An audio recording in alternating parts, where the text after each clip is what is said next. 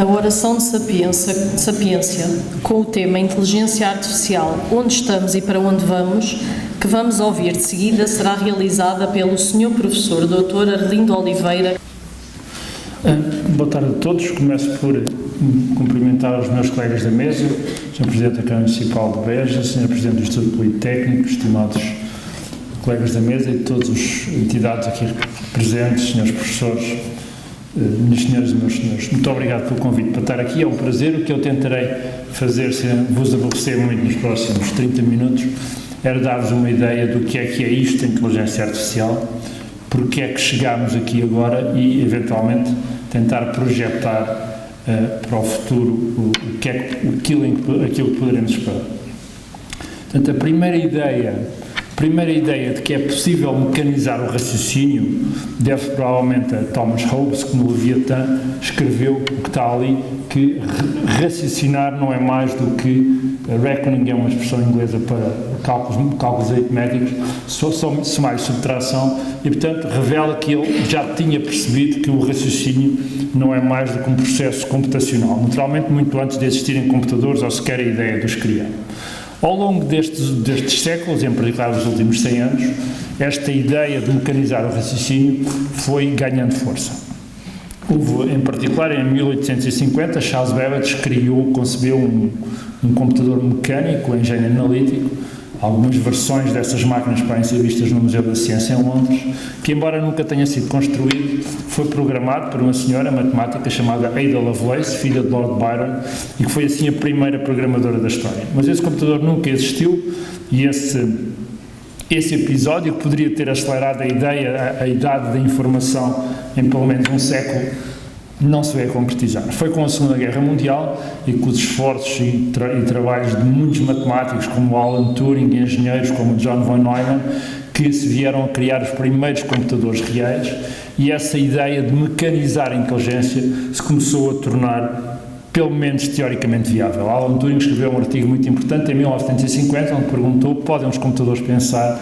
E respondeu pela afirmativa, que não havia nenhuma razão científica, matemática, pela qual não pudessem pensar. Em 56 o termo inteligência artificial foi inventado e nestes 70 anos que passaram desde então houve numerosos desenvolvimentos que não tenho aqui tempo para referir, mas que passaram por capacidade para jogar jogos, para demonstrar teoremas matemáticos, robôs, etc. Ao longo destes 70 anos, houve períodos de grande entusiasmo pela inteligência artificial e também períodos de grande desânimo.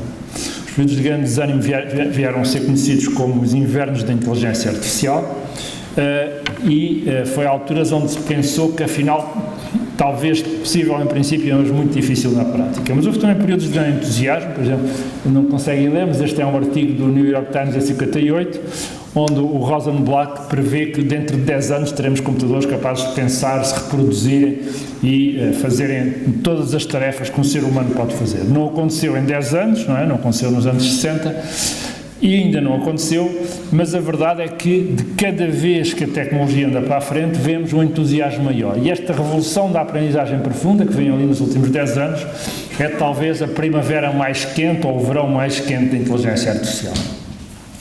Parte desta dualidade entre o que é possível e o que não é, tem a ver com uma dificuldade conhecida como o paradoxo de Moravec. Moravec foi um professor no MIT, percebeu e escreveu que coisas que para nós são muito difíceis de fazer, como demonstrar teoremas matemáticos ou jogar xadrez ao nível do campeão do mundo, acabam por ser relativamente fáceis de programar. E foram de facto programadas nos anos 50, nos anos 60, nos anos 70.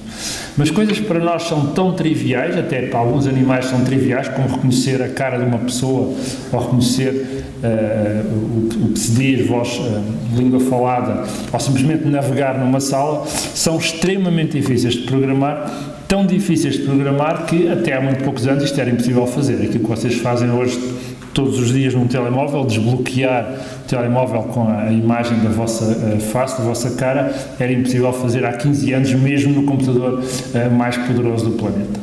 E o que aconteceu nos últimos 10 anos, enfim 20 se quiserem alongar um bocadinho, foi de facto aparecimento de um conjunto de grandes tecnologias que conseguem resolver tarefas que até aí eram muito difíceis de programar, muitas das quais são naturais para nós, mas de facto são importantes e estão a mudar a forma como os computadores e os programas interagem connosco. O que é isto, afinal, da inteligência artificial? Além da ideia geral que é reproduzir em máquinas, reproduzir em programas o comportamento inteligente que caracteriza os seres humanos, eu costumo partir a inteligência artificial em 3 grandes áreas. A área da analítica. E a área da analítica, basicamente, a ideia é que é possível coletar, organizar e explorar informação de maneira a dela extrair valor económico. Isto pode ser usado, por exemplo, em marketing, não é? O que a Google faz, é o que o Facebook faz, portanto, generosamente, a informação que generosamente damos a essas grandes plataformas é organizada, é guardada e depois é vendida, tipicamente, às pessoas que nos querem mostrar anúncios e fazer marketing, e é por isso que estas empresas são as empresas mais valiosas do mundo e valem bilhões portugueses, neste caso, ou seja, trilhões americanos de dólares, não é? Mas este processo é muito importante porque permite a analítica é muito importante, permite otimizar processos, permite descobrir novos resultados científicos, permite analisar comportamentos sociais, influenciar eleições, análise financeira, etc. Portanto, é a grande área da analítica, não é nova no sentido em que há 20, 30 anos que cada vez mais intensamente as grandes empresas e as mais pequenas, os bancos, os supermercados, os seguros, usam a analítica para melhorarem a sua relação com clientes, perceberem a que clientes é que devem vender certas coisas, quais os melhores produtos, etc. A segunda grande área da inteligência artificial é a automação. É a ideia de que é possível substituir seres humanos em tarefas que normalmente exigem inteligência humana. Por exemplo, no serviço ao cliente, atender chamadas ou responder a e-mails, a condução autónoma, nos assistentes pessoais, juristas, designers gráficos, escritores, atores, radiologistas, cardiologistas, neurologistas, são tudo profissões que, parcial ou totalmente, serão progressivamente substituídas ou, pelo menos, complementadas com tecnologia de inteligência artificial, e nenhuma destas que eu dou aqui é uma questão teórica de futuro, todas elas são tecnologias que ou já estão a funcionar ou estão a ser desenvolvidas num futuro muito próximo. Depois há uma terceira área, que é uma área puramente de investigação, que é a falta de melhor nome, eu designo pela designação mais comum, inteligência artificial geral, que é a ideia de que, à medida que continuarmos a melhorar os programas e os algoritmos, aproximar-nos cada vez mais de uma situação onde os sistemas de inteligência artificial reproduzirão a flexibilidade e a maleabilidade da inteligência humana, podendo, em princípio, ser usados em qualquer atividade onde neste momento seja a inteligência humana, seja uma atividade criativa, seja uma atividade médica, seja uma atividade filosófica, política ou o que for. Estas 3 grandes áreas trazem consigo promessas, como podem imaginar, mas também trazem desafios, que importa referir. A questão da analítica levanta óbvios desafios à privacidade, uma vez que estes modelos cada vez mais precisos, cada um de nós, cada um de vocês, existe um modelo para cada um de vocês nos servidores da Google, nos servidores da Amazon, etc. Não é? Portanto, este modelo de cada um de vocês, em muitos... Ele só não é usado com mais detalhe porque provavelmente assustar-nos-ia se soubéssemos, mas reparem que todas as pesquisas que vocês meteram no Google, todos os posts que fizeram no Facebook, todos os sítios para onde andaram com o telemóvel ligado, tudo isto está guardado em bases de dados, em computadores, provavelmente na Califórnia, que podem ser usados para inferir os vossos comportamentos. Sabem a que horas é que se levantam de manhã, onde é que tomam um pequeno almoço, onde é que trabalham, quem são os vossos familiares, os assuntos que vos interessam, como é que votam, etc. Okay? Esta informação é extremamente útil, mas obviamente, como devem calcular, levanta... e esta informação não é só usada por estas empresas revendem essa informação, não é? Quando vocês procuram Cuba, não é? Vão reparar que nas próximas semanas só vos aparecem hotéis em Cuba e voos para Cuba. Porquê? Porque aquela pesquisa que vocês fizeram por praias em Cuba, ou o que foi, é revendida a toda a gente que vos quer oferecer coisas tanto. Portanto, esta óbvia ameaça à privacidade é uma questão que importa pensar. Aliás, o Yuval Harari tem sido muito vincado nesta crítica. O último livro dele do Nexus, e também os anteriores, o Homo Deus, focam-se muito nestes impactos negativos da tecnologia e na perda de liberdade e especialmente de privacidade que cada um de nós está a ter quando usa estas plataformas e quem é que não usa, não é? Quem é que não usa o Google Maps, quem é que não usa o Google, quem é que não usa o Gmail. Portanto, não se esqueçam, todas estas mensagens, todas estas coisas são guardadas a algures e usadas para criar modelos de cada um de nós. O outro problema, também muito grave, também falado por acaso no horário no Nexus, é o problema das bolhas de informação e da radicalização. Portanto, estes sistemas têm como objetivo, muitas destas plataformas têm como objetivo essencial maximizar a presença de cada um de nós nessa plataforma. E a maneira de maximizar a presença na plataforma é basicamente apresentar conteúdo que nos interessa. E o conteúdo que nos interessa, lamentavelmente, na maior parte dos casos, é conteúdo que reforça, enfim, ou que foca coisas que nos interessam ou que reforçam opiniões nossas. E, portanto, o que acontece é que as pessoas veem progressivamente imagens do mundo que são cada vez mais customizadas, mais personalizadas para a sua visão pessoal e cada vez menos globais. Não é? Os Estados Unidos são um país dividido ao meio, entre 70 milhões que acham que o Trump é um gênio e 70 milhões que acham que o Trump é um idiota, e todos eles veem informação que basicamente reforça exatamente esta posição. E isto não é só nos Estados Unidos, embora lá seja obviamente mais marcado. Portanto, esta customização, esta personalização da informação que cada um de nós recebe é um risco porque dificulta o diálogo, levanta obstáculos ao processo democrático e cria posições cada vez mais radicais sobre, basicamente, a esmagadora maioria dos assuntos que nos dividem ou podem dividir. A questão da automação também levanta desafios relevantes, entre os quais aquela pergunta primeira que se faz: nós vamos ter empregos para todos? Estes sistemas vão ser médicos, juristas, condutores de automóvel, etc., vamos ter profissões para todos, ou podemos chegar a uma situação onde não há, simplesmente não vai haver interesse em contratar pessoas para fazer apoio ao cliente, porque o apoio ao cliente vai ser feito por máquinas, e também a consequente concentração de poder económico que resulta do facto que empresas cada vez maiores podem prestar serviços a cada vez mais pessoas com cada vez menos empregados e pertencendo também a um número cada vez mais pequeno de todos. Portanto, esta concentração do poder económico e político é de facto um risco significativo. O outro risco, também já tenho ouvido muito, é que sistemas treinados, por exemplo, para selecionar quem é que é admitido numa faculdade, ou quem é que é admitido a um tratamento, ou num hospital, ou num emprego, possam perpetuar enviesamentos que já existiam nas decisões anteriores nas quais os sistemas foram treinados. E, finalmente, a ideia de criar sistemas tão inteligentes como nós, não é preciso ser muito imaginativo para imaginar problemas aí. O problema mais comum e que vem à cabeça de toda a gente é, bom, se estes sistemas quiserem tomar controle da economia, da sociedade, do mundo, em última análise, podemos ter um conflito pelo controle do poder do planeta e, por acaso, isto não é até o que me preocupa mais. O que me preocupa mais é que sistemas destes venham a ser tão competentes em tantas tarefas que nós, como seres humanos, vamos simplesmente tornar-nos progressivamente menos competentes nessas tarefas, não é? Muitos de nós já não sabem fazer as coisas que os nossos antepassados faziam há 200 anos, não é preciso que alguém as faz. Se calhar daqui a 100 anos também não vamos precisar de pensar ou de saber ler ou escrever, porque estes sistemas farão tudo. Não estou a prever esse futuro, estou só a dizer que é um risco que pode existir. Por trás destas tecnologias todas, não é, está uma tecnologia essencial chamada aprendizagem automática. A ideia da aprendizagem automática é a ideia de que os computadores, em vez de serem programados explicitamente para cada nova função, podem aprender novas funções a partir de exemplos. Portanto, em vez de eu ter, como vem ali na caixa a preto, eu ter um programa que processa uma entrada e gera uma saída, okay? E eu tenho um programa diferente para cada nova função. Se o programa faz diagnóstico de radiografias, é um programa. Se o programa conduz veículos, é outro programa. Okay? Embaixo, a ideia fundamental dos algoritmos de machine learning é diferente.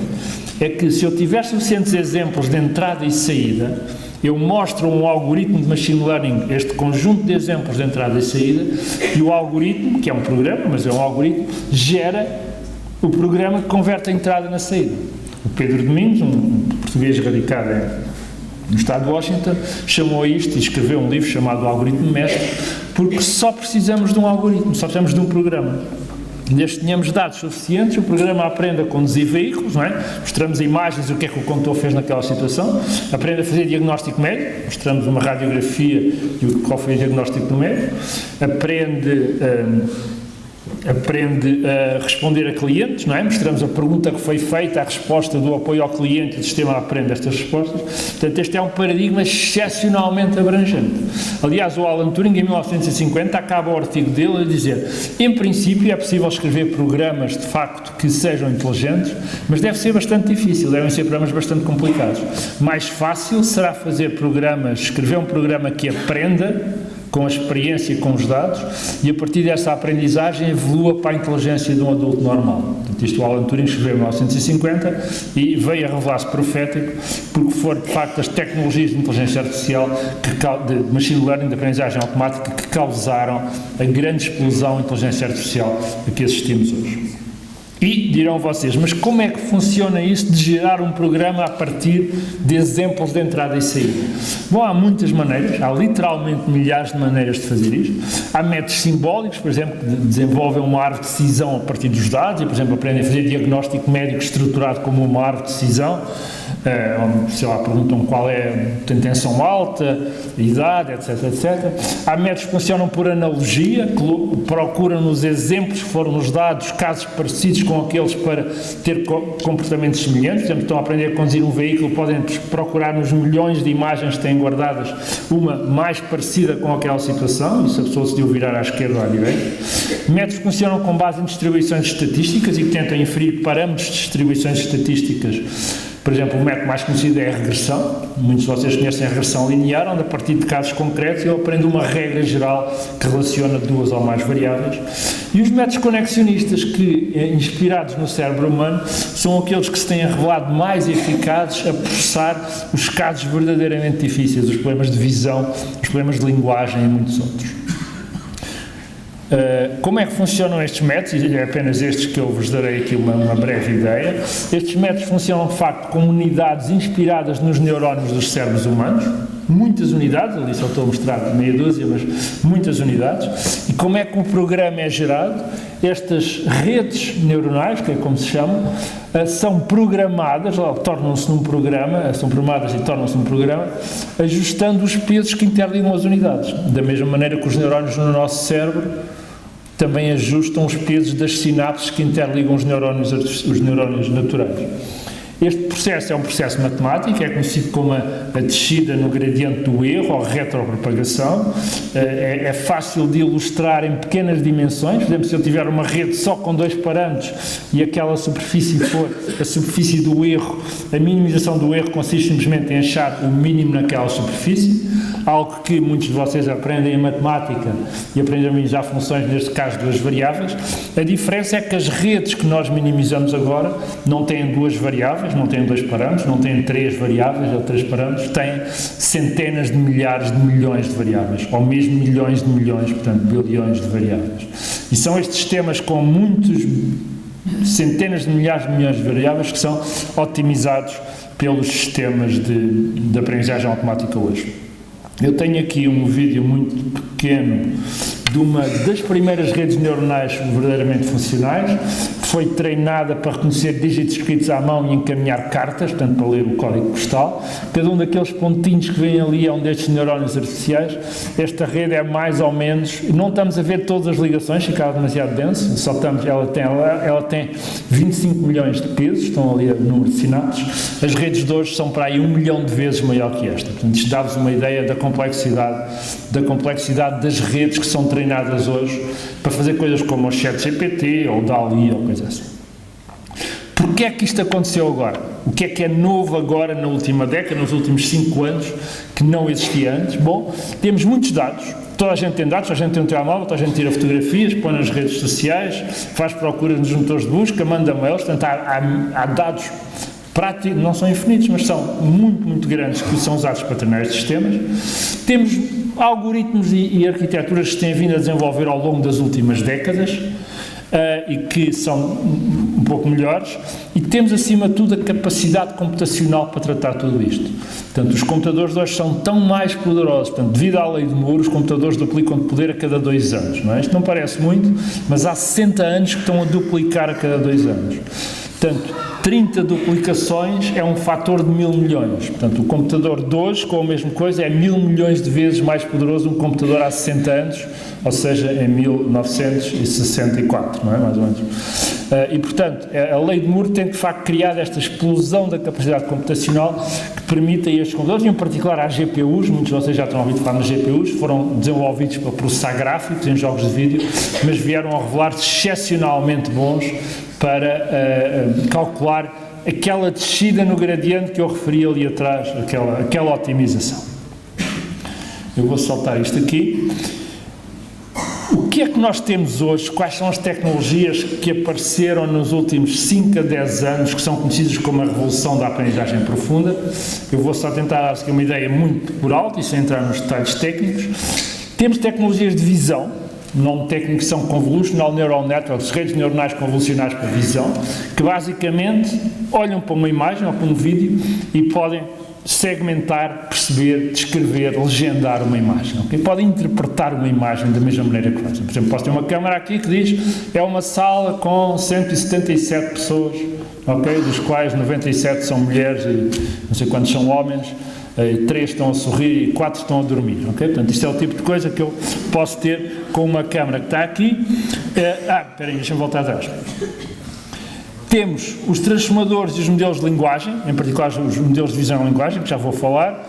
Os modelos de aprendizagem, chamam-se aprendizagem por reforço, aprendem decisão sequencial, e os modelos de difusão. O modelo de difusão, a maneira mais fácil de pensar é que fazem o simétrico do modelo de visão. O modelo de visão pega numa imagem e pode gerar uma descrição, ou seja, compreende a imagem, e o modelo de difusão pega numa descrição da imagem e gera a imagem, inverte este processo, está bem? Já vos dou uma ideia muito rápida de como é que isto é feito. Portanto, as redes neuronais convolucionais podem, por exemplo, fazer isto, em tempo real, identificar os objetos numa estrada, rotulá-los, contar carros, contar pessoas, identificar as pessoas, ler as matrículas, etc, etc.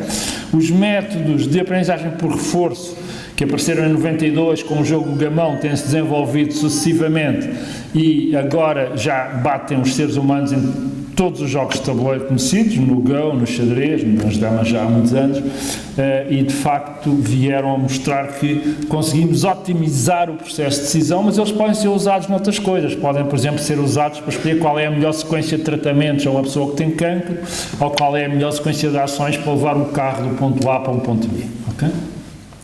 Os métodos de difusão, que como eu disse são a inversão dos métodos de visão, a maneira como eles funcionam, eu pego numa imagem que é ruído e digo, remove-me o ruído desta imagem, sabendo que o resultado é um quadro do Dalí, por exemplo, e obtenho isto. Isto está vendo no número de Economist, me pediram um quadro no estilo do Dalí que ilustrasse a inteligência artificial. Não sei bem porque é que ilustra a inteligência artificial, mas que é reconhecidamente no estilo do Dalí, não é? Este foi uma pintura que ganhou um concurso de pintura no Colorado, o título é Teatro de Ópera Espacial, e foi também gerado a partir da descrição por um destes temas. Esta foi uma fotografia gerada por inteligência artificial que ganhou um concurso internacional de fotografia, depois foi retirado pela pessoa que submeteu, uma vez que não é uma fotografia, mas sim um sistema de inteligência artificial, e da mesma maneira que eu faço fotografias, posso gerar músicas, posso gerar textos, posso gerar vídeos. Os 2 vídeos que vão ver a seguir foram gerados pelo sistema LoRa a partir puramente das descrições. Por exemplo, este aqui é historical footage, portanto, registro histórico da Califórnia durante a corrida ao ouro, ok? Portanto, é só este prompt e gera este vídeo, e este a seguir é uma mulher bem vestida numa rua de Tóquio, etc, etc. Neste caso o prompt é um bocadinho maior, mas percebem a ideia. Portanto, puramente a partir de uma descrição é possível gerar fotografias, é possível gerar vídeos, é possível gerar. Da mesma maneira, no futuro não muito distante, vamos ter atores gerados sinteticamente, e a única questão é se haverá autorização para usar as vozes de autores que já faleceram, para usar as caras, as personalidades de autores que já faleceram, tudo problemas fascinantes sobre os quais eu não tenho, lamentavelmente, tempo para ir em detalhe. Modelos de linguagem. Todos vocês conhecem os modelos de linguagem. Um modelo de linguagem é uma rede neuronal que é treinada para fazer uma coisa muito simples, que é prever quais as palavras mais prováveis que se seguem a uma certa sequência de palavras. Okay? E essa sequência pode ser uma pergunta que eu faço ao ChatGPT ou pode ser o princípio do ensaio. Okay? Como é que esses modelos foram treinados? Foram treinados em grandes volumes de dados. Portanto, o primeiro desses grandes modelos foi o GPT-3, que saiu em 2020, portanto já há 4 anos, há mais de 4 anos. Foi treinado em textos que, se um de nós fosse ler, demoraria 5.000 anos a ler se lesse 24 horas por dia. Okay? Okay? E os modelos posteriores são muito maiores e treinados com mais dados. Portanto, estes modelos tiveram acesso a um volume de dados que é basicamente inimaginável para cada um de nós. Nenhum de nós terá uma vez capacidade de ler uma ínfima fração de todos os textos e de todos os quadros e de todos os vídeos que foram usados para treinar estes modelos. O que é interessante é que estes modelos, treinados desta maneira, têm, muitos de vocês conhecem o ChatGPT, conhecem o Claude, conhecem o Gemini, etc.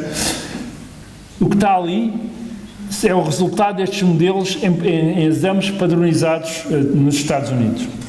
Por exemplo, um deles que está aqui é o Bar Exam. Este aqui. Os outros são parecidos. O Bar Exam é o exame que é preciso para uma pessoa se tornar advogado nos Estados Unidos. E aquela barra verde que está ali, 90 e tal %, quer dizer que o GPT-4 tirou um resultado melhor neste exame do que 92% das pessoas que fizeram o exame. Não é do que nós, não é? Quer dizer, do que nós era 100%, nenhum de nós passaria ao Bar Exam. É das pessoas que fizeram o Bar Exam, ok? E os outros são testes de biologia, de física, etc. Portanto, dá-vos uma ideia da capacidade e do desempenho destes sistemas em exames padronizados. O que seguramente para esta audiência levantará algum interesse, uma vez que muitos de vocês passam exames para os vocês, ou enunciados para os vossos alunos resolverem em casa, não é? Portanto, não estão aqui muitos alunos. Eu geralmente quando pergunto aos alunos quem é que usa o ChatGPT, para aí um terço deles levanta a mão, e depois quando eu pergunto quem é que não usa o ChatGPT, ninguém levanta a mão. Portanto, se vocês têm dúvida se os vossos alunos e os vossos filhos e os vossos familiares mais novos usam ou não usam estes modelos de linguagem, a resposta é usam, ok? E usam bem. O que nós temos é de pensar como é que deverá ser o futuro do ensino numa sociedade onde ter um engenheiro à mão, ter um biólogo à mão, ter um jurista, ter um médico, ter um economista, toda a gente tem, não é? Está ali. E eu já vos digo como é que eles são feitos agora, que é um bocadinho mais interessante do que os modelos de linguagem. A outra coisa interessante é que nós neste momento estamos a perceber que a maneira como estes modelos, eu disse que são treinados com texto, mas eles de facto são treinados com texto, com imagens, com vídeo, ok? E internamente representam cada palavra, cada conceito, cada imagem numa representação interna que se chama um embedding, que é de facto uma representação multidimensional, é um vetor tipicamente com 1024 dimensões, ou um número assim parecido, e estes vetores têm uma semântica associada. E o que nós sabemos, isso é um outro talk, o que nós sabemos é que é possível mapear as relações entre estes vetores e os padrões de ativação no cérebro humano quando as pessoas são sujeitas aos mesmos padrões. Portanto, usando ressonância magnética funcional, nós podemos fazer imaging, portanto, ver em tempo real os padrões de atividade no cérebro humano, e é possível mapear matematicamente as representações internas destes modelos, como o GPT-4 ou o Gemini, para os padrões que são ativos no cérebro humano perante as mesmas frases, perante as mesmas imagens. E isto dá-nos a possibilidade de usar o que nós sabemos da biologia, das neurociências, para perceber melhor estes modelos e usar estes modelos para perceber melhor a maneira como funciona o cérebro humano. Uma área fascinante, eu tenho vários alunos a trabalhar nesta área, mas temos percebido isso. E, portanto, este é o estado da tecnologia hoje, okay? E o que eu gostava agora só de terminar com duas notas. Uma é, como devem calcular, uma tecnologia tão poderosa como esta levanta diversas questões. Acaba a razão porque nós, seres humanos, dominamos o planeta, não é por sermos os mais fortes, nem os mais ferozes, nem os mais venenosos, nem os mais rápidos, é porque somos os mais inteligentes, não é? Portanto, a inteligência é uma característica perfeitamente distinta de todas as outras características dos animais, porque permite o controle de um ecossistema, não é? E, portanto, se pensamos em ter a capacidade de colocar este tipo de inteligência em sistemas digitais, em computadores, temos de pensar qual é o impacto que isso vai ter na sociedade, na economia, em última análise no nosso ecossistema. A União Europeia está talvez à frente no que respeita ao resto do mundo nesta preocupação, tanto em preocupações de privacidade que eu já referi, portanto, há aqui uma história, houve um plano coordenado de inteligência artificial que arrancou em 2018, depois houve um white paper e mais recentemente foram aprovados 3 regulamentos que se chamam o Digital Markets Act, o Digital Services Act e o Artificial Intelligence Act, e há mais actos, okay? Há o Data Act, há o Data Governance Act, não sei quanto. Todos eles têm basicamente a preocupação de regular de alguma forma o que pode ser feito com os nossos dados, de que maneira que as grandes plataformas podem usar os nossos dados, que garantias é que têm de dar. O Artificial Intelligence Act, em particular, define um nível de riscos e define as regras que têm de ser aplicadas a sistemas para os diferentes níveis de risco. Em particular, sistemas de mais alto risco, por exemplo, o reconhecimento facial em espaços públicos é completamente proibido na Europa. Okay? E outros sistemas, como por exemplo a seleção para tratamentos médicos, a admissão para universidades, escolas, etc., são tratados como sistemas de alto risco que estão sujeitos a um determinado número de requisitos. Isto é bom, não é? É bom, uma vez que nos dá garantias que muitos dos direitos que prezamos, incluindo a privacidade, mas o direito à resposta, etc., são preservados mesmo quando começarem a ser usados estes sistemas, mas tem desafios, causa desafios geopolíticos. Não é? O mais óbvio é que tanto o grande bloco dos Estados Unidos como o bloco da China têm abordagens muito diferentes a esta questão e, em particular, praticamente não há regulamentação. Não há regulamentação a nível federal nos Estados Unidos, há apenas regulamentação a nível estadual e muito mais leve do que a europeia, e na China é outra história, não é? Na China, provavelmente, o governo faz mais ou menos o que quer, a questão da privacidade não é importante na China. Portanto, isto levanta uma enorme questão geopolítica, que é, será que vamos atrasar o desenvolvimento desta tecnologia na Europa porque estamos a impor mais restrições? Neste momento, se vocês olharem para as 20 maiores empresas do mundo, só desta área, da área da IT, só uma é europeia, que é o Spotify. Todas as outras são chinesas ou americanas. Okay? E a tendência é que isso se venha a agravar e o facto de termos legislação mais pesada, por muito que seja bom para nos proteger, também coloca mais desafios ao desenvolvimento desta tecnologia. Isto relativamente à regulamentação. Agora, relativamente ao futuro da inteligência artificial e dos modelos de linguagem. Portanto, o modelo de linguagem que muitos de vocês já usaram, espero que já todos tenham usado, e se não usaram, sugiro que vão experimentar. Por si só não é muito interessante. Ele conversa, faz umas coisas, tem conhecimento, mas, por exemplo, não pode trabalhar sobre os meus dados das admissões no Instituto Politécnico de Beja, não pode trabalhar sobre a minha base de dados financeiros, sobre a minha base de dados de recursos humanos.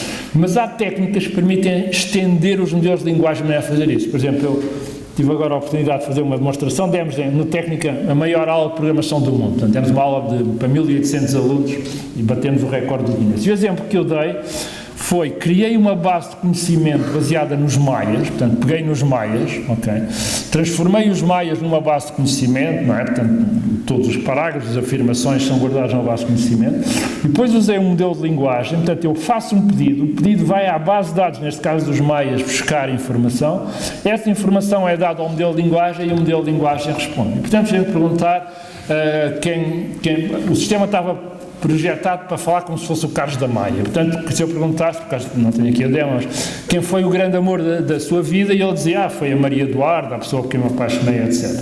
E, portanto, estes sistemas podem ser configurados com informação específica para se tornarem peritos numa dada área. E o que eu tenho aqui são 3 ou 4 demonstrações disto. Esta primeira é um sistema, isto é o ChatGPT, na altura em que ele tinha plugins, ele agora faz isto sem plugins. Eu peço ali, vou só usar mais 3, 4 minutos, está bem? Então, por exemplo, digo solve for the equation, ou seja, resolve para a equação, pois é uma equação cúbica, x ao cubo vezes 2, está ali a equação, ok?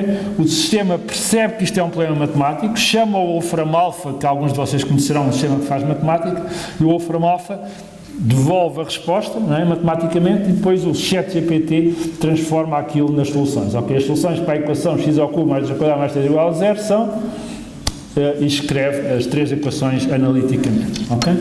Mas isto é matemática, mas se eu quiser fazer, por exemplo, é uma equação cúbica, portanto tem três soluções, não é? É normal. Estão ali as 3 soluções, ok? Depois continua não há aqui muita gente nesta sala que sabe a forma resolvente das equações de C-grau. Aliás, eu também não sei, portanto, aquela okay. O Affine é um sistema para a área jurídica que foi feito por uns alunos meus que criaram uma empresa e ali, como é que é? Por exemplo, ali a pergunta foi qual é o procedimento para obter licenças ambientais. Ele consulta uma base de dados jurídica, enfim, consulta toda a legislação disponível no país e põe a resposta, a apresentação do pedido de licença, pode ser feito não sei quantos, depois tem ali as referências, os decretos-leis, os artigos, etc. Portanto, vocês podem imaginar, realmente como terem um jurista ali à vossa disposição. Um outro exemplo é como física desta vez, não é? Portanto, quanto tempo é que uma pedra demora a cair de 50 metros, ele percebe que é um problema de física, chama o motor de física, devolve a resposta e tal, e a resposta são 3,19 segundos. Notem que o modelo de linguagem só por si não faz isto, o modelo de linguagem não sabe nada de física, não é? E muito menos de pedras a cair de não sei quantos metros. Quer dizer, já viu alguns problemas, se vocês perguntarem 10 metros, ele se calhar já viu, mas se perguntarem de uma altura que ele nunca viu, não tem maneira de fazer a conta. Okay? É verdade que ele já viu muitas alturas, mas se escolherem uma boa, portanto, mas ele não sabe física, só decorou aquilo tudo. Okay? Programar é a mesma coisa, portanto, programar neste momento, qualquer um de vocês queira escrever um programa em Python, só tem de carregar o Copilot, não é? Por exemplo, ali não sei se conseguem ver, estou a dizer Define Range CUDA, que é um método de integração numérica, ok? Tem de arranjar uma coisa mais popular, que o Range CUDA provavelmente ninguém se lembra, não é? Mas, pronto, e tudo aquilo foi escrito pelo sistema. Portanto, a programação é basicamente, neste momento, acessível a qualquer pessoa que tenha acesso ao Copilot, a um sistema parecido. Neste momento, a investigação está centrada em, portanto, há a teoria do processo dual, que vem de William James no fim do século XIX, explica que o nosso cérebro tem tendência a funcionar em dois modos. Um modo intuitivo, quando vemos ou ouvimos uma coisa muito rápida, sem pensar, e um modo deliberado e consciente, por exemplo, se eu vos pedir para calcular em 37 vezes 423. Okay? Nenhum de vocês consegue dizer, menos que haja aqui alguma pessoa muito original, consegue dizer quanto é que é 37 vezes 423 sem desatar a pensar e a aplicar o algoritmo. Este é o modo 2. Okay? Neste momento, o que se está a fazer é justamente criar sistemas que são não só bons no modo 1, na visão, na linguagem, mas também no modo 2, no raciocínio deliberado, na matemática, na lógica, etc. E, portanto, estes sistemas vão se tornar vastamente mais poderosos que os que temos agora, à medida que conseguirem não só dominar a linguagem, dominar a visão, etc., mas conseguirem também fazer raciocínio.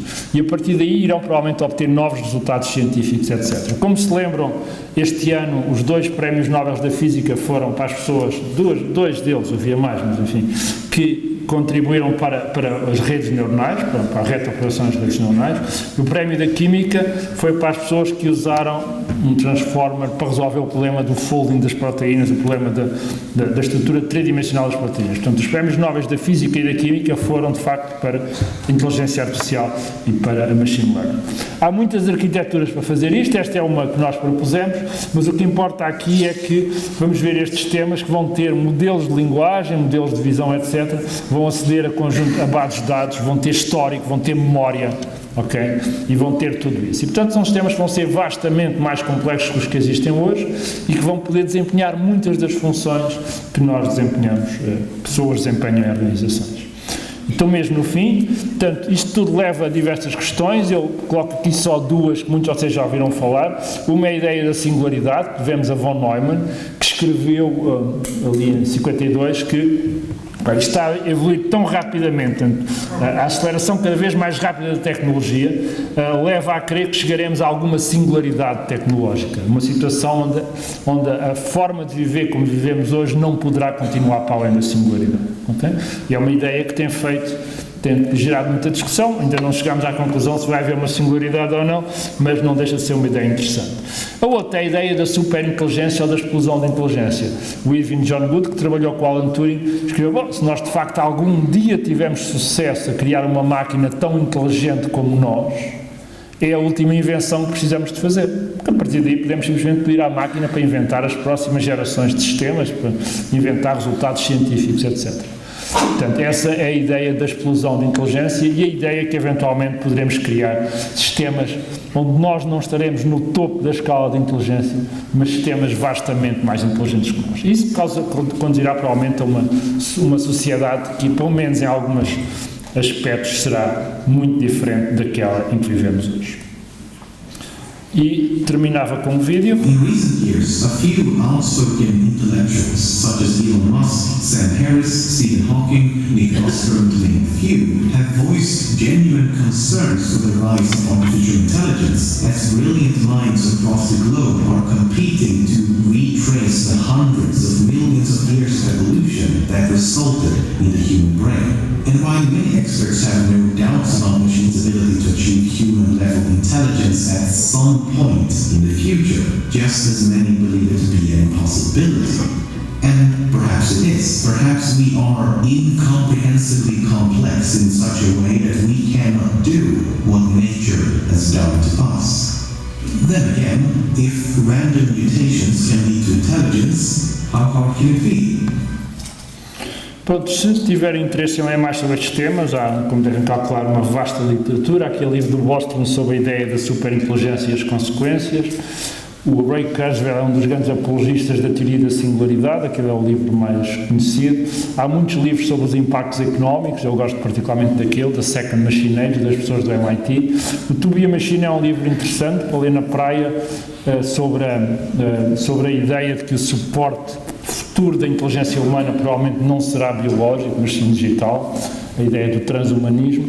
Aquele do Master Algorithm é o livro do Pedro Domingos, também há uma tradução em português. Depois 3 livros meus também sobre estes temas, mais ou menos, aquele do Digital Mind também em português, foi publicado pela MIT Press, aquele anda aí nos supermercados da Fundação Francisco Manuel dos Santos, e este mais recente, uma coletânea de artigos.